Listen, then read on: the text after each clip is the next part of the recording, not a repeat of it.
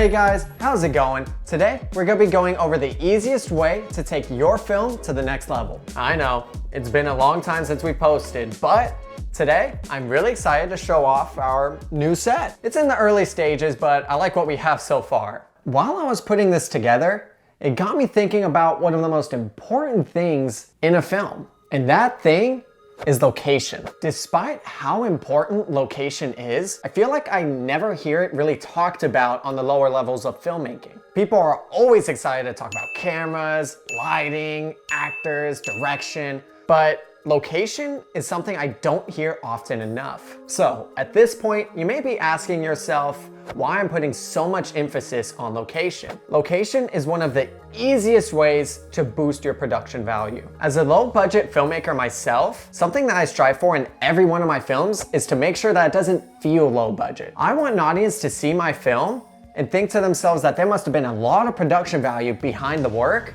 even if that's not necessarily the case. So, here's a few quick tips that you can use to spice up the locations in your films. Number one, do not film in your house. If you or someone you know has shot a short film, chances are they shot it in their house. Now, what I'm saying isn't that you can't create a compelling story just in your house, or that if you shoot in your house, it's automatically a bad film. What I'm saying is that the odds are stacked against you if you do choose to film in your own house. Now, there are two reasons why I think personally that filming in your house can be a detriment to your film. One, it's really difficult to make a home visually interesting in a film. This is because the audience lives in a house. They see a house every single day. So it's not something out of the ordinary for them. It's not something that's visually interesting. As a director and as a storyteller, it can be really hard to convey certain emotions simply through the composition. It takes a much higher skill level to make a home interesting when you're creating your film. Secondly, houses are used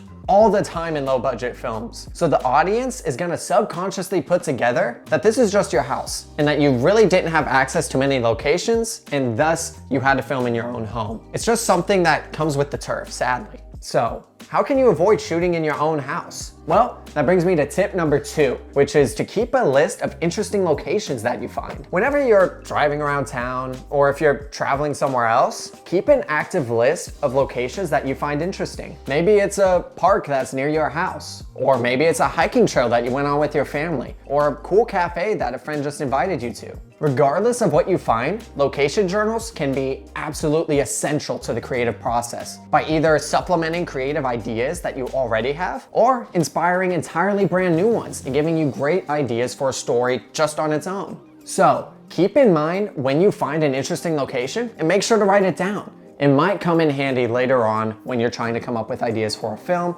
However, this does lead me to tip number 3. Keep in mind foot traffic when filming in a public area. Now sure, I'm sure you found this incredible beach that looks amazing when the sun sets along the coastline. But are there gonna be a ton of people there during sunset? Is it usually a very popular spot? Are the people around you staring into the camera? Are they being obnoxiously loud?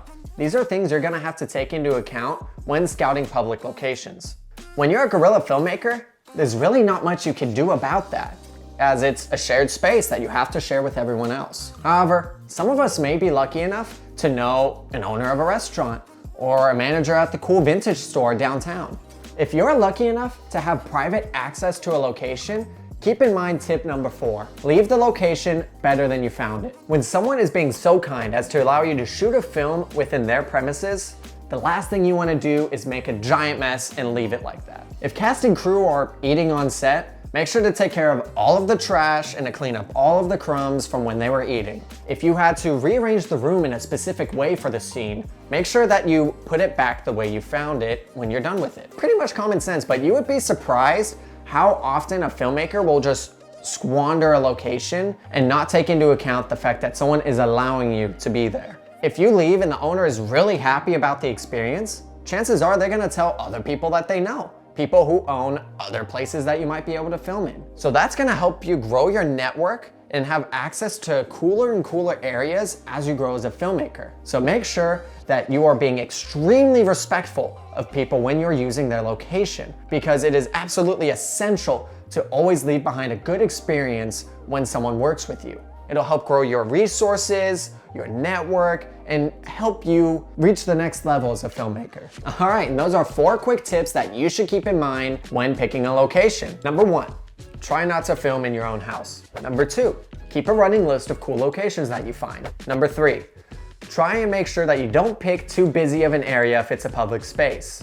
And number 4, leave a location better than you found it. Thank you guys so much for watching. We really appreciate your support. We're trying to get into the groove of releasing videos weekly, so let us know what you want to see. If you have any cool ideas for videos, or if you want to get involved with us, reach out to us with the social handle @CVFP209 on Instagram and Facebook. We're gonna be trying to post there a lot more frequently and trying to get more involved with the community. So if you wanna have one-to-one access with us, or if you wanna network with other filmmakers in the area, please give us a follow there. It'll mean the world to us. And if you wanna be one of the first ones to know when we're releasing a new video, hit the subscribe button below. Again, it means everything to us as we try and expand this community. Thank you so much for watching again. We'll see you in the next one.